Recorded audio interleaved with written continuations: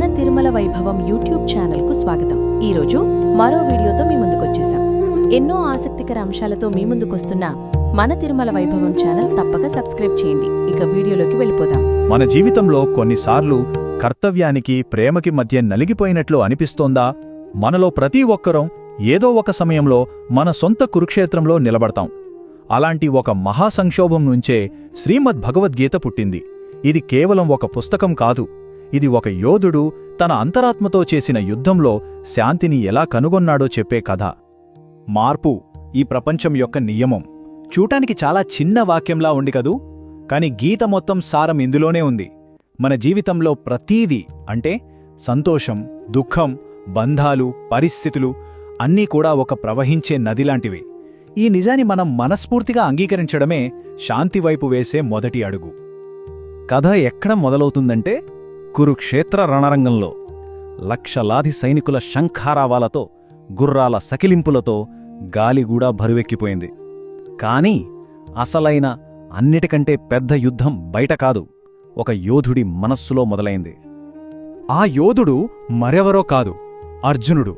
తనకి ఎదురుగా నిలబడింది శత్రువులు కాదు, తన తాతలు, గురువులు, సొంత సోదరులు. ఎవరి చేతిలో పెరిగాడో, ఎవరిని చూసి ఎంతో నేర్చుకున్నాడో వాళ్లనే ఇప్పుడు సంహరించాలి. ఇది కేవలం ఒక యుద్ధం కాదు, అతని ఆత్మను ముక్కలు చేస్తున్న ఒక ధర్మ సంకటం. ఒక్కసారిగా అతని గుండె వేగంగా కొట్టుకోవడం మొదలైంది. శరీరం వణికిపోతుంది. ప్రపంచ ప్రఖ్యాతిగాంచిన తన గాంధీవ ధనుస్సు చేతినుంచి జారిపోతోంది. నాకు శక్తి లేదు అంటాడు. నా చర్మం మండిపోతుంది. ఇది కేవలం శారీరక బలహీనత కాదు, అతని సంకల్పం, అతని ధైర్యం అన్నీ ఒక్కసారిగా కుప్పకూలిపోయాయి. ఇక ఏమీ చెయ్యలేని నిస్సహాయ స్థితిలో తన స్నేహితుడు, తన రథసారథి అయిన శ్రీకృష్ణుడు వైపు తిరిగాడో. అతని గొంతులో వేదన తప్ప మరేమీ లేదు. ఓ కృష్ణా, నా వాళ్ల రక్తంతో తడిసిన ఈ విజయం నాకు కావాలా? ఈ రాజ్యాన్ని, ఈ సుఖాలను పొంది ఏం లాభం? అర్జునుడి ఆ నిరాశలోంచే శ్రీకృష్ణుడి ప్రశాంతమైన స్వరం వినిపించింది. అది కేవలం ఒక స్నేహితుడు చెప్పే ఓదార్పు కాదు, అది ఈ విశ్వం యొక్క సనాతన సత్యం, యుగయుగాల చీకటిని చీల్చే ఒక జ్ఞానజ్యోతి. కృష్ణుడు మొదట అర్జునుడి భయాన్ని సూటిగా ఎదుర్కొంటాడు. అర్జునా, నువ్వు ఎవరికోసం దుఃఖిస్తున్నావో వాళ్లు కేవలం శరీరాలు మాత్రమే. ఈ శరీరం తాత్కాలికం, కాని లోపల ఉన్న ఆత్మ శాశ్వతం.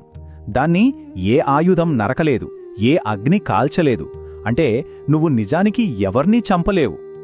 కృష్ణుడు ఇంకా సులభంగా అర్థమవ్వడానికి ఒక ఉదాహరణ చెప్తాడు. మనం పాత బట్టలు చిరిగిపోతే తీసి కొత్తవి వేసుకుంటాం కదా, అలాగే ఆత్మ కూడా పాత శరీరాన్ని వదిలి కొత్తదాన్ని తీసుకుంటుంది. అంటే మరణం ఒక అంతం కాదు, అది కేవలం ఒక గది నుండి మరో గదికి మారడం లాంటిది. అప్పుడు కృష్ణుడు ధర్మం అనే మాటను ప్రస్తావిస్తాడు. ధర్మం అంటే కేవలం డ్యూటీ కాదు, అది ఈ విశ్వాన్ని నిలబెట్టే ఒక నైతిక నియమం. ఒక యోధుడిగా సమాజంలో అధర్మం పెరిగిపోయినప్పుడు న్యాయం కోసం పోరాడటం అర్జునుడి ధర్మం. ఇది వ్యక్తిగత ఇష్టాయిష్టాలకి చాలా అతీతమైనది. మరి ఇంత సంక్లిష్టమైన పరిస్థితిలో ఏం చెయ్యాలి, ఎలా ప్రవర్తించాలి? శ్రీకృష్ణుడు ఒక విప్లవాత్మకమైన మార్గాన్ని చూపిస్తాడు, కర్మయోగం. సింపుల్గా చెప్పాలంటే ఫలితం గురించి ఏమాత్రం ఆలోచించకుండా సరైన పనిని సరైన స్ఫూర్తితో చేయడం. దీని సూత్రం చాలా సింపుల్. 1. నీ కర్తవ్యాన్ని నువ్వు చెయ్యి, యుద్ధం చెయ్యి. 2. ఇది అన్నిటికంటే ముఖ్యమైనది, ఫలితంపై ఆసక్తిని వదిలే. గెలుపో ఓటమో అది నీ చేతిలో లేదు, నువ్వు చేసే ప్రయత్నం మాత్రమే నీ నియంత్రణలో ఉంది. ఇలా పనిచేయడమే నిస్వార్థ కర్మ.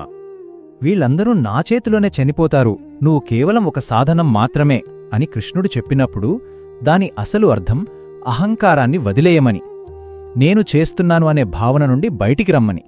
ఈ విశ్వ ప్రణాళికలో మనమందరం కేవలం పాత్రధారులమే, మన పాత్రను మనం శ్రద్ధగా పోషించాలి అంతే.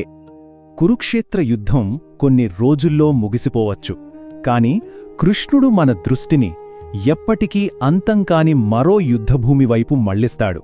అదే మన అంతర్గత యుద్ధభూమి, మన మనసు. కృష్ణుడిక్కడ ఒక శక్తివంతమైన హెచ్చరిక ఇస్తాడు. నీ మనస్సుని నువ్వు అదుపు చేయకపోతే అదే నీకు అతిపెద్ద శత్రువవుతుంది. మన ఆలోచనలు, మన కోరికలు, మన భయాలు అవే మనల్ని బంధిస్తాయి. కాని అదే మనస్సుని మనం గెలిస్తే అది మనకు గొప్ప స్నేహితుడిలా మారి స్వేచ్ఛనిస్తుంది. అదుపులేని మనస్సు ఒక తుఫాను సముద్రం లాంటిది. నిరంతరం ఆలోచనల అలలతో, భయాల ఉరుములతో అల్లకల్లోలంగా ఉంటుంది. కాని అదుపులో ఉన్న మనసు నిశ్చలంగా ఉన్న ఒక సరస్సు లాంటిది. స్పష్టంగా, ప్రశాంతంగా, శాంతితో నిండి ఉంటుంది. కృష్ణుడు చెప్పేదేంటంటే, పట్టుదలతో సాధన చేస్తే మనమందరం ఈ తుఫాను నుండి ప్రశాంతత వైపు ప్రయాణించగలం.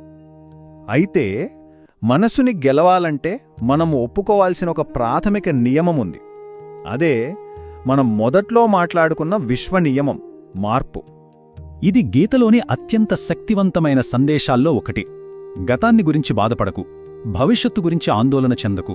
ఎందుకంటే జరిగింది మంచిదే, జరుగుతున్నది మంచిదే, జరగబోయేది కూడా మంచిదే. ఈ సంపూర్ణ విశ్వాసం మనల్ని అనవసరమైన మానసిక భారం నుండి విముక్తి చేస్తుంది. మన జీవితంలోని సుఖదుఖాలు కూడా ఋతువులలాంటివే. వేసవి, వానకాలం, శీతాకాలం ఎలాగైతే వస్తూ పోతూ ఉంటాయో ఇవి కూడా అంతే. ఏదీ శాశ్వతం కాదు. జ్ఞాని అయినవాడు ఈ మార్పులను గమనిస్తాడు, కాని వాటికి చెలించడు. సంతోషంలో పొంగిపోడు, దుఃఖంలో కుంగిపోడు. ఆత్మ, ధర్మం, కర్మ, మనసు, మార్పు ఈ బోధనలన్నీ ఒకే ఒక్క లక్ష్యం వైపు నడిపిస్తాయి. అదే అంతర్గత శాంతి. ఇంత గందరగోళం మధ్యలో కూడా చెక్కుచెదరని ప్రశాంతతను ఎలా సాధించాలి? దీనికోసం గీత మనకొక ప్రాక్టికల్ గైడ్ ఇస్తుంది. ఫలితం మీద ఆశ లేకుండా నీ కర్తవ్యాన్ని చెయ్యి. నీ మనసును నువ్వే జయించు, మార్పుని స్వీకరించు, నీ ధర్మాన్ని అనుసరించు, అన్నింటిలోనూ ఆ దైవత్వాన్ని చూడు. ఈ సూత్రాలే పరిపూర్ణమైన జీవితానికి పునాది. అసలు మన బాధలన్నింటికీ మూల కారణం ఏంటి?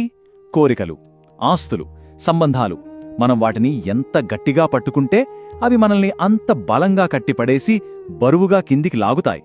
నిజమైన స్వేచ్ఛ వాటిని వదిలేయడంలోనే ఉంది. సరే, ఇన్ని బోధనల తరువాత అసలైన ప్రశ్న ఒకటి మిగిలుంది. ఈ ప్రపంచంలో నిజమైన సంతోషాన్ని ఎవరు పొందుతారు? గెలిచినవాళ్లా, ధనవంతులా, లేకపోతే ఇంకెవరైనా? గీత చెప్పే సమాధానం సమచిత్తమున్నవాడు. అంటే విజయం వచ్చినప్పుడు పొంగిపోకుండా, అపజయం వచ్చినప్పుడు కుంగిపోకుండా రెండింటినీ ఒకేలా స్వీకరించేవాడు. సుఖం, దుఃఖం, గౌరవం, అవమానం వీటన్నింటినీ ప్రశాంతమైన మనసుతో ఎదుర్కొనేవాడే నిజమైన శాంతిని పొందుతాడు. చివరిగా ఒక శక్తివంతమైన ఆలోచన. ఈ ప్రపంచంలో మన పేరుతో వేలమందుండొచ్చు, కాని మనల్ని ఇతరుల నుండి వేరుచేసేది మన పేరు కాదు, మనకున్నది కాదు, మనం చేసే కర్మ మాత్రమే. నీ కర్మయే నీ గుర్తింపు. మన చర్యలే మనం ఎవరో ఈ ప్రపంచానికి చూపిస్తాయి. చూశారు కదా, ఒక మంచి వీడియో. ఇలాంటి మరిన్ని మంచి వీడియోల కోసం మన తిరుమల వైభవం ఛానల్ తప్పక సబ్స్క్రైబ్ చేయండి. మరియు ఈ వీడియో కూడా లైక్ మరియు షేర్ చేయండి. అన్నట్టు క్రింద డిస్క్రిప్షన్లో ఉన్న మన వాట్సాప్ ఛానల్ తప్పక ఫాలో అవ్వండి. అక్కడ మరిన్ని ఆసక్తికర విషయాలు తెలుసుకోవచ్చు.